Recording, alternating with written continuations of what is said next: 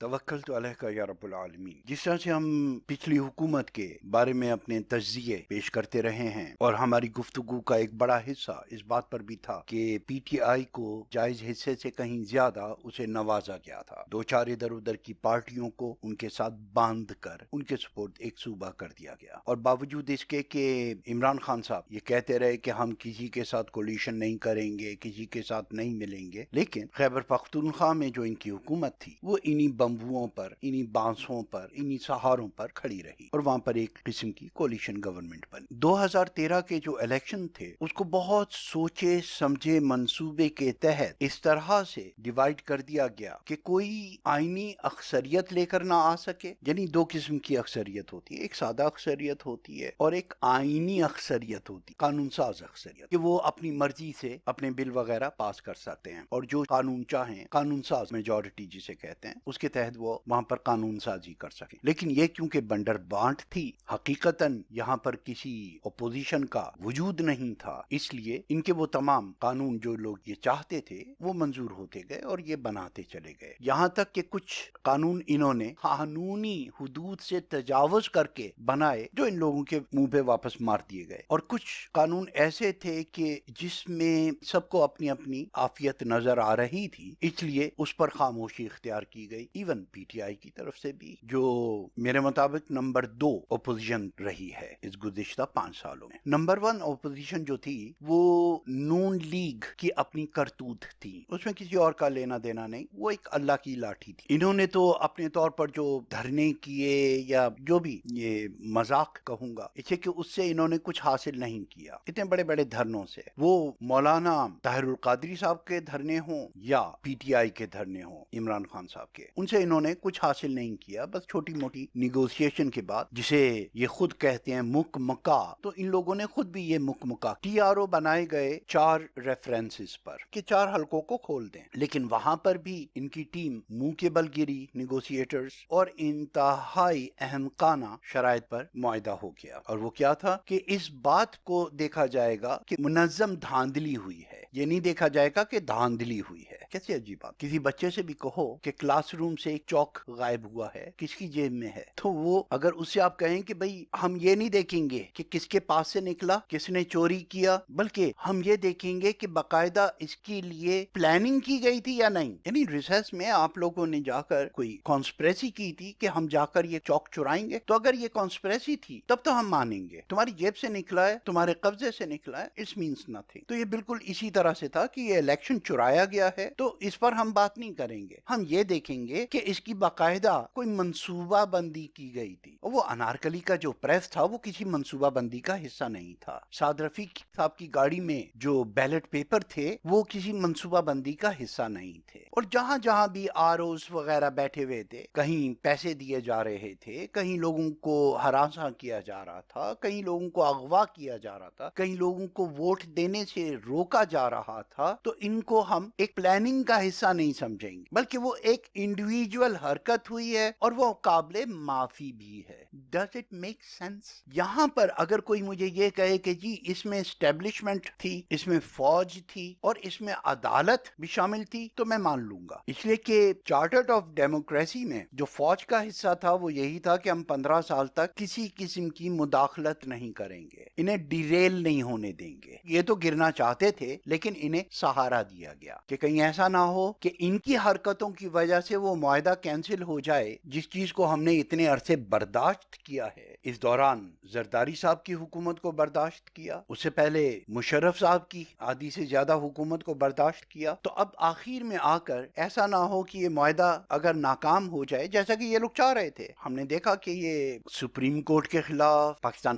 Army کے خلاف اور پاکستان کے مفادات کے خلاف کس قسم کی حرکتیں اور کس قسم کے بیانات دیے جاتے رہے، تو یہ ایک پرووکیشن کی پوزیشن انہوں نے اختیار کیے رکھی کہ اگر یہ معاہدہ اپنے منطق منطقی انجام تک پہنچ گیا، کیونکہ ان کا تو مقصد کسی بھی حالت میں کوئی ترقی اور امپروومنٹ نہیں تھا، کھاؤ پیو اور پھٹو. تو اگر یہ معاہدہ ناکام ہو جاتا ہے تو پھر کوئی ایسا معاہدہ ہوگا اور پھر انہیں پیچھے رکھنا پڑے گا کہ جی یہاں پر فوج نے اپنا رول ادا نہیں کیا، اس کی وجہ سے یہ بات ناکام ہوئی تھی، تو اب کسی نئے جرنیل سے پھر یہ معاہدہ کروایا جائے کہ وہ سول حکومت کو چلنے دے. یہ تسلسل فوج کی وجہ سے رک گیا. لیکن بقول شیخ رشید صاحب کے کہ فوج نے ستو پیے ہوئے ہیں اور فوج نے انتہائی تحمل کے ساتھ ان چیزوں کو برداشت کیا. ہمیں وہ وقت بھی یاد ہے کہ جب زرداری صاحب نے یہ اعلان کیا کہ ISI کے چیف دہلی جائیں گے، اٹ واز ٹو مچ. لیکن پھر حالات نے دکھایا کہ وہ فرحت اللہ بابر صاحب جو ہیں، غالباً یہی نام تھا ان کا، انہیں آصف زرداری صاحب کا، صدر پاکستان کا اسپوک پرسن لگا دیا گیا کہ بھئی کسی انٹرنیشنل امور پر آپ بات کریں گے ترجمان کی حیثیت سے اور سوچ سمجھ کے بات کریں گے، لکھ کر بات کریں گے، پاکستان کی پالیسیز کو پڑھنے کے بعد بات کریں گے. تو انہیں لگا دیا گیا کہ بھئی آپ اندرونی معاملات میں جس کو چاہے گالی دیں اور ایسی باتیں کریں. اسی طرح سے جب دوسری حکومت آئی تو وہاں پر بھی ہم دیکھتے ہیں کہ انفارمیشن منسٹر جو ہے وہ صرف اور صرف حکمران گھرانے کا، بقول مریم نواز کے حکمران گھرانے کا ترجمان رہا. اس کی پہلی ذمہ داری. دوسری ذمہ داری وزارت اطلاعات کی نون لیگ کے لیے پروپیگنڈا، اور تیسری ذمہ داری عمران خان صاحب کے خلاف بولنا. لیکن ہاں ایک کام انہوں نے اس میں کیا تھا، اور یہ بھی رشید صاحب نے نہیں بلکہ مریم اورنگزیب نے اپنی معلومات کا مظاہرہ کیا تھا کہ پاکستان کی وزیر اطلاعات کے طور پر وہ شری دیوی کو جانتی ہیں. تو یہ ان کے پورے مینڈیٹ پیریڈ میں اگر ہم دیکھیں کہ نواز شریف فیملی، نون لیگ اور عمران خان اور PTI کے علاوہ اگر وہ کسی اور کو جانتی تھیں تو وہ شری دیوی کا انتقال تھا. 100 سے زیادہ دن مقدمہ چلا اور آلموسٹ تمام کابینہ ملک کے تمام کام دھندے چھوڑ کر عدالت میں موجود ہوتی تھی. کسی نے ان سے پوچھا کہ دفتر میں کون بیٹھا ہے، آپ لوگ یہاں کیا کر رہے ہیں؟ وزیر اطلاعات صبح سے لے کر شام تک کورٹ میں حاضر رہتی اور اس کے بعد پہلے نمبر پر بیان دیتی اپنی پارٹی کا موقف اور عدالتی حالات پر. اور وہ جو گاڑی میں جاتے ہوئے ان کے پاس کچھ آفس کی پاور ایگزیبیشن کے لیے جو ٹائم ملتا تھا اس میں وہ کسی ادارے کی ملازمین ہوتے ہیں ان کی تنخواہیں رکوا دیتی تھی کہ تمہارے اخبار کی طرف سے یا تمہارے ادارے کی طرف سے جو نمائندہ آیا تھا اس نے ہم سے سوال کرنے کی جرت کی، لہٰذا یا تو اس کو نوکری سے نکالا جائے، ٹھیک ہے، اور ان لوگوں کی تنخواہیں روک دی جائیں اور ان لوگوں کو اشتہار وغیرہ نہ دیے. تو یہ فیصلے وہ کرتی تھی، یعنی اس کا مطلب ہے کہ وہ کچھ آفس ورک بھی کر لیتی تھی. اس کے بعد تو یہ جو پاناما آیا اس نے اصل میں موجودہ حالات کو جنم دیا. وہ کہتے ہیں اونٹ کی کمر پر آخری تنکا. اگر اس سے پاکستان کی تذلیل اور بے عزتی نہ ہوتی اتنی زیادہ تو شاید باقی تمام ادارے بھی وہی ستو پی کر قیلولہ کرتے رہتے، خواب خرگوش کے مزے. لیکن اس میں پاکستان کی اتنی بے عزتی ہوئی، ایک باشعور طبقہ جو ملک سے باہر رہتا ہے اس نے شور مچایا اور رضاکارانہ طور پر جس ملک میں ان لوگوں کی جائیداد تھی وہاں کی رپورٹنگ کی، جو پیڈ کورسپونڈنٹس نہیں کر رہے تھے. تو ہم اسے پاناما کے ساتھ ساتھ عوامی انقلاب کا نام بھی دیں گے، ٹھیک ہے، جو اوورسیز پاکستانیز نے شروع کیا. پاکستان میں دو لوگوں کو آپ کریڈٹ دے سکتے ہیں، ایک شیخ رشید صاحب، یہ پنڈی والے، لال حویلی والے، عوامی زبان میں لوگوں سے بولتے رہے اور خوب کھل کے بولتے، اور دوسرے عمران خان صاحب، اسے کہ ان کے پاس کچھ بولنے کے لیے کبھی تھا ہی نہیں ماں سوائے اس کے کہ کرپشن ہو رہی ہے. اور پاناما نے ان کے ہاتھ میں ایک ڈگڈگی پکڑا دی. یہ بات میں پہلے بھی بتا چکا ہوں اور ایک مرتبہ پھر بتا دیتا ہوں کہ اس وقت تمام لوگوں کا جھکاؤ اگر PTI کی طرف ہے تو وہ PTI کی طرف اس لیے نہیں ہے کہ وہ پاکستان کی پسندیدہ ترین شخصیت ہیں یا پاکستان کی پسندیدہ ترین پارٹی ہے. نہیں، یہ کامن اینمی جو ہے کرپشن، اس کو ختم کرنے کے لیے یہ جو اسٹیٹس کو ہے جس کا حصہ PTI بھی رہی، اگر ہم پچھلے الیکشن کے ریزلٹ کا جینوین تجزیہ کریں تو انہیں بھی بٹھایا گیا، بیٹھے نہیں، ٹھیک ہے، اتنے ووٹ نہیں تھے. اگر حقیقت سے تولیں تو عدل بالقسط وہاں پر بھی انہیں 2-3 پارٹیوں کا ساتھ دلوایا گیا یقیناً. Otherwise he is not that sweet tongue person, اتنی میٹھی زبان نہیں بولتے کہ وہ ان کے ساتھ لگ جاتے. اور اس طرح سے ان کی تھوڑی بہت گرومنگ بھی ہو گئی. اور اگر یہ ان کے خلاف پروپیگنڈا نہیں ہے کہ جتنی یونیورسٹیوں کے نام لیے جاتے ہیں یا جتنے کالجز کے نام لیے جاتے ہیں، جو ان کی کارگزاری بتائی جاتی ہے وہ اس طرح سے ہے جس طرح سے یہ لوگ بیان کرتے ہیں یا ان کی اپوزیشن بیان کرتی ہے. تو یہاں پر وہی بات آتی ہے کہ میں جس طرح سے کہتا ہوں کہ آپ وہ نہیں ہیں جو آپ خود اپنے آپ کو سمجھتے ہیں، اور آپ وہ بھی نہیں ہیں جو لوگ آپ کو سمجھتے ہیں. ٹھیک ہے نا. تو حقیقت کچھ اور ہوتی ہے. میری سیرت کے خد و خال کیا نظر آتے, مجھ کو دنیا نے بہت دور سے دیکھا ہے دوست. غیر جو مجھ کو سمجھتے تھے کوئی بات نہ تھی. شکوہ تو یہ ہے مجھے تو بھی نہ سمجھا ہے دوست. تو جو قریب رہنے والے ہیں وہ عموماً آپ کی حقیقت سے واقف ہوتے ہیں. جیسے میں مذاق میں کہا کرتا ہوں کہ نہ تو میں اتنا برا ہوں جتنا مجھے دور سے دیکھنے والے سمجھتے ہیں, اور نہ ہی میں اتنا اچھا ہوں جتنا مجھے قریب سے جاننے والے ڈنڈورا پیٹتے ہیں. ٹھیک ہے نا. تو یہ ایک لائٹر نوٹ میں تو حقیقت بھی ایسے ہی ہوا کرتی ہے. تو یہ نہ تو اتنے برے تھے وہاں پر اور نہ ہی اتنے اچھے تھے, بٹ سم واٹ جسے کہتے ہیں کہ کچھ اس میں حالات میں بہتری آئی, جس طرح سے پولیس کو ڈی پولیٹیسائز کرنا, سیاسی بھرتیوں کو روکنا, تو یہ ایک خوش آئند تبدیلی تھی اور یقیناً یہ آگے بڑھ سکتی ہے. اسی طرح سے ہماری یہ جو ہائی وے پولیس تھی, اس نے بھی بہت نام پیدا کیا اپنا, اور شاید اس کی وجہ یہ تھی کہ اس کا ایک سینٹر نہیں بن سکا, کس کے انڈر آتی ہے, تو وہ زیادہ تر خود مختار رہے, اور ان کی تعریف کرنے والے لانگ روٹ پر چلنے والے ڈپلومیٹس تھے جنہوں نے ان کو سراہا, ستائش کی, اور جس کی وجہ سے وہ لوگ دن بدن بہتر ہوتے گئے. پیناما, اقامہ, اور اس کے پیچھے بینکس, اس کے پیچھے جائیدادیں. تو جس طرح سے پچھلے دنوں ایک انٹرویو آیا تھا سابق چیف جسٹس کا افتخار چودھری صاحب کا کہ عدالت نے اپنے فیصلے میں یہ لکھا کرپشن اور کرپٹ پریکٹس ثابت نہیں کی جا سکی, تو انہوں نے یہ بات نہیں بتائی کہ اپوزیشن یا پروسیکیوشن یہ بات ثابت نہیں کر سکا. یہ بات ثابت ہوئی کہاں سے؟ جے آئی ٹی نے ثابت کی, اور وہ جے آئی ٹی کورٹ نے بنائی تھی. تو آپ لوگ خود لے کر نہیں آئے وہ چیزیں, آپ کے پاس صرف الزام تھا, کوئی ثبوت نہیں لا سکے. لیکن ان سرکمٹینشنل ایویڈنس کے تحت جو جے آئی ٹی بنائی گئی وہ یہ ثبوت لے کر آئی ہے. تو یہاں پر وہ لوگ اپنی اس غلط فہمی کو دور کر لیں کہ ایک سابق چیف جسٹس نے ایسا کہہ دیا تھا. تو اس کے لیے آپ ہمارا وہ بیان بھی پڑھ لیں یا سن لیں, جس میں ہم نے اس کے بارے میں تفصیل سے بات کی ہے کہ انہوں نے جھوٹ بھی نہیں کہا لیکن انہوں نے سچ بھی نہیں بتایا. ٹھیک ہے نا. صرف آدھی بات کو کوٹ کیا. آدھا سچ خطرناک ہوتا ہے, اور ایک سابق چیف جسٹس سے زیادہ اس چیز کا علم کسے ہو سکتا ہے؟ بہرحال وہ اپنے اعمال کے خود جواب دہ ہوں گے, جہاں نہیں تو قبر میں, اور اگر قبر میں بھی نہیں تو آخرت میں تو پکڑ پکی پکی ہے. اب یہ جو پینڈورا باکس کھلا ہے,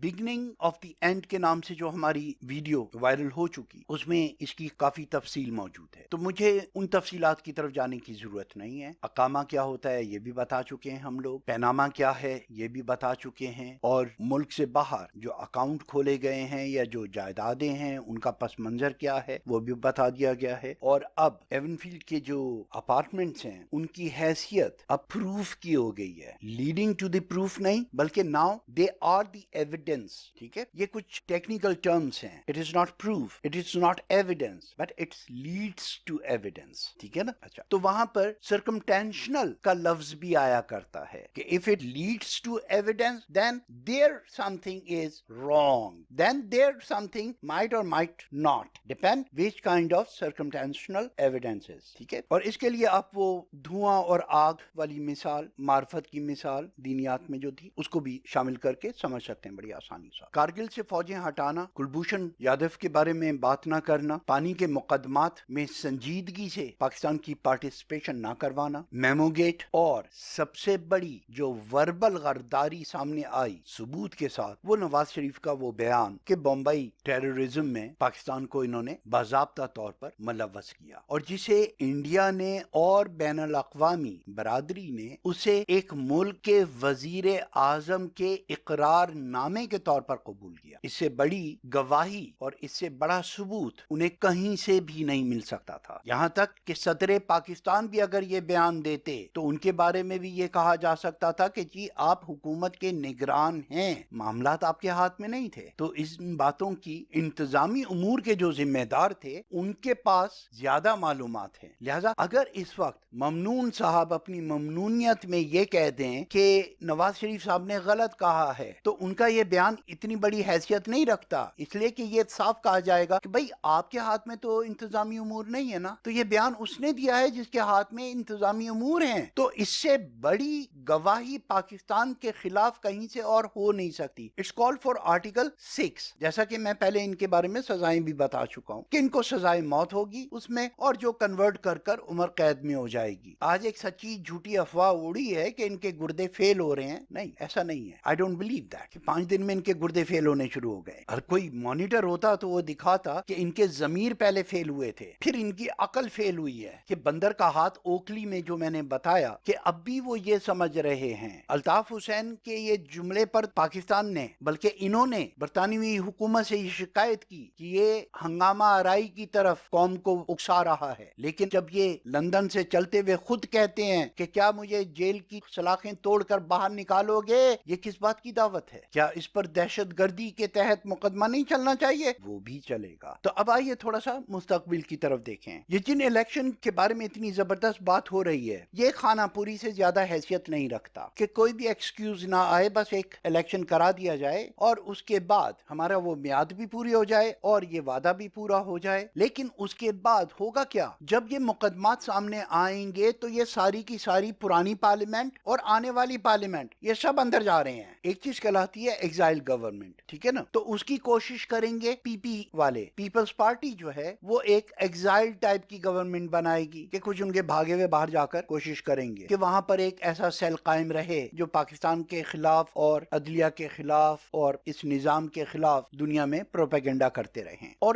دوسری ایک حکومت بنے گی جسے کہتے ہیں رمپ گورنمنٹ آف اے رمپ اسٹیٹ. وہ کیا ہوتی ہے؟ وہ ہوتی ہے کہ اگر کسی حکومت سے حملہ کر کے ریولوشن کے ذریعے یا کسی بھی ذریعے سے ان سے طاقت چھین لی جائے اور ان کے حصے میں تھوڑا سا حصہ رہ جائے، تو اس مافیا کے ہاتھوں جب حکومت پاکستان چھنے گی اور ان کے ہاتھ میں چھوٹے چھوٹے سے پاکٹس رہ جائیں گے، تو یہ جیل کے اندر وہ رمپ گورنمنٹ بنائیں گے. اور خیر سے ان کو پوری کابینٹ بھی جیل میں مل جائے گی، کیونکہ sooner or later everybody is going to join them. کیونکہ بہت سے لوگوں کو یہ امید ہے کہ جو اس وقت ساتھ جیل جائے گا، والنٹیئر بھی ہیں اس میں، آبیل مجھے مار، ہر ایک کی یہ کوشش ہے کہ میں کسی اور مسئلے میں پکڑا جاؤں. میں پکڑا جاؤں چیف جسٹس کو گالی دینے کے چکر میں پکڑا جاؤں ایس پی آر کی توہین کرنے کے چکر میں پکڑا جاؤں سالار اعظم کی بے عزتی کرنے کے چکر میں پکڑا جاؤں فوج کے خلاف بولنے کے چکر میں، تاکہ میں ضمیر کا قیدی کہلاؤں، تاکہ میں آزادی رائے کا مجرم کہلاؤں. اور پھر میرے اوپر جو باقی مقدمات کھلیں گے جو ابھی لائن میں لگے ہوئے ہیں، تو جب ان کی باری آئے گی تو میں یہ دنیا کو اس طرح سے باور کرانے کی کوشش کروں کہ جی دیکھا میری مخالفت کتنی تھی، اب میرے پہ یہ جھوٹے مقدمے قائم کیے جا رہے ہیں. تو یہ لوگ ایک دور کی کوڑی کھیل رہے ہیں، لیکن وہ کام نہیں آئے گی. الیکشن جیسا کہ میں نے اپنے پہلے لیکچرز میں کہہ چکا ہوں کہ کسی بھی حالت میں آپ ساری فوج لے آئیے، پورا ایک بریگیڈ کھڑا کر دیجئے ہر پولنگ اسٹیشن پر، پوری دنیا سے فوج لے کر، یونائٹڈ نیشن سے اپیل کر کے، اور ایک بھی ووٹ غلط نہ ڈلنے دیں. آپ کے پاس حقیقی سچی صحیح ووٹنگ لسٹیں ہی نہیں ہیں. کیا جن حلقوں پر الزام لگے تھے یا جو بوگس ووٹنگ کے بارے میں بات ہوئی تھی یا وہ جو 1.5 کروڑ ووٹ تھے، کیا وہ صحیح ہو گئے؟ لیکن انہی پر میں جی 1.5 سال تک اس کے پیچھے پڑا رہا، پھر 2 سال تک اس چیز کے پیچھے پڑا رہا، پھر اس کے بعد ہم نے دھرنا لگایا، پھر اس کے بعد ہم نے یہ کیا، پھر ہم عدالت میں گئے، جب وہاں نہیں سنی گئی ہم نے ان سے بات کی، ہم نے ان سے بات کی، کچھ بھی نہیں ہوا. اب آپ الیکشن میں جا رہے ہیں، اب کون سا کچھ ہو گیا ہے؟ لیکن آپ اس لیے الیکشن کی طرف دوڑ لگا رہے ہیں کہ آپ کو معلوم ہے کہ کامن اینیمی کے ووٹ آپ کو ملیں گے، کہ ان کے جرائم سے اکے ہوئے، ان کی کرپشن سے اکے ہوئے ووٹ تو آپ کو مل ہی جائیں گے. تو اس لیے آپ نے بھی اپنے دل میں کیا کہہ دیا؟ لعنت بھیجو یار اس پہ، بوگس ووٹوں پہ. ساٹھی جتھے لگی ہے لگی رہن دے، لوکی کہن ٹھگی ہے تو ٹھگی رہن دے. تو اس وقت یہ جو مفاہمت کی سیاست دکھاتے ہوئے یہ آگے آ رہے ہیں، تو یہ بھی ایک بہت بڑا یو ٹرن ہے. حسن نثار صاحب نے ایک بڑی خوبصورت بات کہی. میں ان کی ہارش ٹون خاص طور پر اپنے اسلاف سے متعلق پر ہمیشہ ان سے آلموسٹ بد دل رہا ہوں، لیکن میری حمایت یا میری مخالفت شخصی نہیں ہے. انہوں نے اتنا خوبصورت جواز پیش کیا اس یو ٹرن کا، بالکل وہی بات کہی جو میں دوسرے الفاظ میں اس سے پہلے یہ مشورہ دے چکا کہ عمران خان صاحب کو کھل کر سامنے آنا چاہیے، کہنا چاہیے کہ بھائی نظام اتنا غلط ہے، اتنا خراب ہے کہ اس کے اندر کچھ اصولوں کی قربانی دیے بغیر آپ آگے نہیں آ سکتے. تو اصول بقول نیپولین کے اصولوں پر لوگوں کو، فوجوں کو قربان نہیں کیا جاتا، انسانوں کو قربان نہیں کیا جاتا، بلکہ انسانوں کے اوپر سے اصول وار دیے جاتے ہیں. تو آپ جب ان چیزوں کو، so rules are made for the benefit for the people, not vice versa. لوگوں کو اصولوں پر قربان نہیں کیا جاتا. لہذا موجودہ حالات میں ہم اپنے 100% رولز اینڈ ریگولیشنز اور جو اخلاقیات کے قاعدے قانون ہم نے وضع کیے ہیں، ہم ان پر عمل درآمد کر کر اس مقام پر نہیں آ سکتے جہاں پر ہم قانون کی پاسداری اور قانون کی برتری کو قائم کر سکیں. لہذا جیسے میں نے کہا تھا کہ few rules we have to bend, please allow us, ایک آنےسٹی کے ساتھ. لیکن آپ بھی اگر دوسروں کی طرح عوام کی آنکھوں میں دھول جھونکیں تو وہ غلط ہے کہ بھئی these are the cross road. لیکن عمران خان آج بھی اپنی بونگی مارنے سے باز نہیں آئے. اگلے 5 سال میں تو برداشت کر لوں گا، میرے پاس اللہ کا دیا وہ سب کچھ ہے، لیکن آپ نہیں کر سکو گے. تو بھائی تو کون سے اپنی جیب سے دے رہا ہے کسی کو؟ تو بھی تو ایک رابن ہوڈ بن کے سامنے آ رہا ہے نا کہ میں حکومت میں آ کر ان سے چھین کے تمہیں دوں گا. میری جیب کی طرف مت دیکھو، میرے پاس سب کچھ ہے لیکن تمہارے لیے نہیں ہے. وہ میں ایک سب سے بڑے آفس کی نوکری جب مجھے ملے گی. تو یہ لیڈرز کے انداز نہیں ہوا کرتے، اور بدنصیبی سے لوگ انہیں قائد اعظم سے ملا رہے ہیں. فاطمہ جناح کے لیے 13 روپے کی کرسی انہوں نے برداشت نہیں کی تھی. وہ تو کیبنٹ کی ممبر نہیں ہے، اس لیے اگر یہاں پر بیٹھ کے میرے نوٹس لیتی ہے، میری سیکرٹری کے طور پر بیٹھتی ہے، تو اپنی کرسی خود لے کر آئے. اپنے گھر میں چائے نہیں پلاتے سنا ہے، بہت کنجوس میزبان ہے. قائد اعظم کی یہ بات تو سیکھ لی کہ جو لوگ میٹنگ میں آئیں گے کیا وہ گھر سے چائے پی کر نہیں آئیں گے. بہرحال تو ہم لوگ جس سے محبت کرتے ہیں نا، تو جیسے میں کہا کرتا ہوں کہ جذبات میں ہم لوگ بے ایمان ہوتے ہیں، جذباتی رشتوں میں ہم لوگ بے ایمان ہوتے ہیں. میرے بیٹے دوسرے کے لڑکے، میری بیٹیاں دوسرے کی لڑکیاں، تو اپنے لیڈر کی برائیوں پر ہم لوگ ہنس پڑتے ہیں اور دوسروں کی تنقید کرتے ہیں. حضرت عیسیٰ علیہ السلام نے کہا تھا کہ تجھے اپنی آنکھ کا شیطیر نظر نہیں آتا اور تو دوسروں کی آنکھوں میں سے بال نکالتا ہے، دوسروں کی پلکیں گنتا ہے. تو ہنوز دلی دورست، یہ اخلاقیات ابھی بہت دور ہیں، ان سے دور ہیں. الحمدللہ اللہ نے یہ شعور دیا ہے کہ ہم اس بات کو سمجھ رہے ہیں. الیکشن کے بعد قوم خود بخود ایک ڈائریکٹ اور انڈائریکٹ قومی حکومت کی طرف جا رہی ہے، کیونکہ ہر پارٹی سے بہت سے لوگوں کی سارٹنگ ہوگی، ان کے اوپر مقدمات چلیں گے. نواز شریف، شہباز شریف، اقبال احسن، مریم، شہباز شریف صاحب کے بیٹے یا نواز خاندان، صرف یہیں پر ہمارا کرپشن کا کیسز ختم نہیں ہو جاتے. پیناما میں 2000 لوگ اور بھی شامل ہیں، اور 2000 لوگ وہ ہیں جنہیں این آر او کر مشرف صاحب نے معاف کیا تھا. سپریم کورٹ نے اسے بھی قلعہ قرار دے دیا تھا پچھلے چیف جسٹس کی حکومت میں، لیکن ان پر مقدمات نہیں چلے ابھی تک، کیونکہ وہ صرف مشرف دشمنی تھی، اس پر ابھی تک عمل درآمد نہیں ہوا. تو 2000 کیسز جو ہیں وہ بھی ہیں، تو 4000 تو یہ ہو گئے. پھر پچھلی پارلیمنٹ میں آپ دیکھیے 300 سے زیادہ ایسے لوگ موجود رہے پارلیمنٹ میں جنہوں نے اپنے پورے مینڈیٹ پیریڈ میں ایک لفظ بھی نہیں کہا، ایک لفظ بھی نہیں بولے، خاموش. ہمارا وہ لیکچر موجود ہے نا کہ ہر پارلیمنٹ ممبر کو پارلیمنٹ سیشن کے دوران 5000 روپے روزانہ کے ملتے ہیں، plus T A D A, جس گاؤں سے وہ منتخب ہوئے وہاں سے آنے جانے کا خرچہ، رہنے کا خرچہ، اور پلس 5000 ڈیلی الاؤنس تنخواہ کے علاوہ. کیا یہ ان کے پیٹوں سے نہیں نکالنے چاہیے؟ بہت ایزی کیس ہیں یہ. تو آپ اپنا پنچ کارڈ دکھائیے، جتنا ثابت ہوتا ہے رکھیے، باقی قومی خزانے میں واپس دیجیے جرمانے کے ساتھ، اور اس کی سزا علیحدہ. آپ کی کتنی غیر حاضریاں رہیں ان تاریخوں پہ؟ وہاں پر آپ کے نام کے میڈیکل سرٹیفکیٹ ہیں یا نہیں ہیں؟ یہ عمران خان صاحب بھی نااہلی سے نہیں بچتے، ان کے پاس بھی کوئی جواز نہیں ہے. کیا میڈیکل سرٹیفکیٹ ہے؟ انہوں نے طنز کر دیا، انہوں نے ہنس دیا، یہ بھی تو بغیر حاضریوں کے کھاتا رہا ہے، چپ کر گئے. نااہلی ہے یہ. اگر نواز شریف صاحب پارلیمنٹ میں نہیں آئے تو عمران خان صاحب کتنی دفعہ آئے ہیں؟ اور جن لوگوں نے انہیں چنا تھا، پارلیمنٹ کے لیے چنا تھا نا، ان کے سامنے یہ کس منہ سے جاتے ہیں کہ تم نے مجھے ووٹ دیے تھے؟ نواز شریف 8 مرتبہ آیا تھا، میں اس سے بھی کم دفعہ گیا ہوں پارلیمنٹ میں، مجھے پھر دوبارہ ووٹ دو. بھائی اس وقت بھی میں ذاتی طور پر میری یہ دعا ہے کہ آپ آ جائیں. باخدا اس لیے نہیں کہ آپ اچھے ہیں، آپ ایماندار ہیں، آپ نیک ہیں، آپ راسخ العقیدہ ہیں، نہیں، شاید آپ اتنے بزدل ہیں کہ آپ سے اتنی بڑی دھاندلیاں نہ ہو سکیں، اتنی بڑی چوریاں نہ ہو سکیں. آپ اگر ایک سیٹ پہ بیٹھ جائیں گے تو وہاں پر آنکھوں میں دھول جھونکنے والا ایک قصاب قسم کا مجرم پیشہ آدمی نہ بیٹھے. only for that، کیونکہ میرا کامن اینمی جو ہے وہ بہت زیادہ کرپٹ ہے، دوسرے لوگ بہت زیادہ کرپٹ ہیں. عمران خان آپ ہماری مجبوری ہیں، آپ ہماری پسند نہیں ہیں. خدا کی قسم اگر کوئی نیک شریف آدمی آ جائے جائے ایک ایوریج، تو قوم شاید آپ کی طرف بھی نہ دیکھے۔ میں نے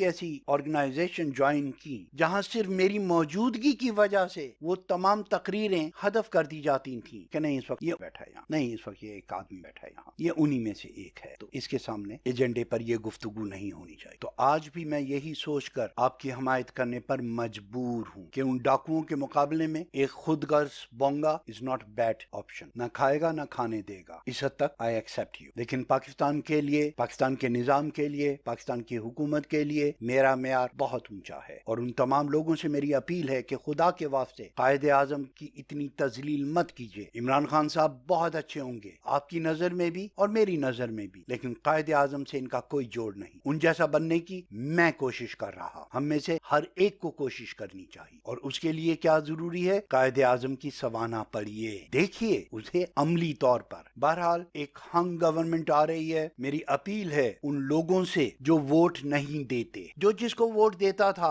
اپنی مفاد پرستی میں اپنے بھائی کو نہیں روک سکا تو دوسروں کو کیسے روک سکتا ہوں؟ دوسروں سے کیسے اپیل کر سکتا ہوں؟ جن کے منہ کو حرام لگا ہوا ہے تو وہ تو حرام کھائیں گے، you can not stop them, لیکن وہ سن ہوئے لوگ، بے حس لوگ جو ووٹ نہیں دیتے، یا وہ لوگ جو اس حد تک ڈسپوائنٹڈ ہیں، نا امید ہو چکے ہیں، پیسمزم کا شکار ہو چکے ہیں، میں ان سے اپیل کرتا ہوں خدا کے واسطے اس بار ووٹ ضرور دیجیے، اپنے ضمیر کی آواز پہ دیجیے۔ اور یہاں میں ایک بات یاد دلا دوں کہ جو اللہ اور اس کے رسول کے نام پر، لبیک کے نام پر ووٹ مانگ رہے ہیں، انہوں نے صرف جلسے جلوس کرنے کے علاوہ اور کچھ نہیں کیا، اپنی جیبوں سے 40 ہزار روپیہ نکال کے دکھایا کہ ساڑھے کل کتوں پیسہ آندا ہے، دیکھو اے بندہ دے کے گیا، ہونی دے کے گیا، لیکن ان سے بھی ایک وکیل نہیں ہوا اس قرارداد کے مخالفت میں جو پاس کروائی گئی، اسے ایک گمنام مجاہد ایک وکیل لے کر گیا ہے عدالت میں، اور جس کے خلاف سابق قومی اسمبلی کے اسپیکر ایاز صادق وہ اس کے خلاف اپیل کرنے کا اعلان کر چکے ہیں کہ جو چیز پارلیمنٹ نے پاس کر دی تو وہ ایک قانون ہے۔ کون سا قانون ہے؟ جس میں یہ بتایا گیا کہ حلف نامے کی ضرورت نہیں ہے، آپ کو اپنی شہریت بتانے کی ضرورت نہیں ہے، ایک سے زیادہ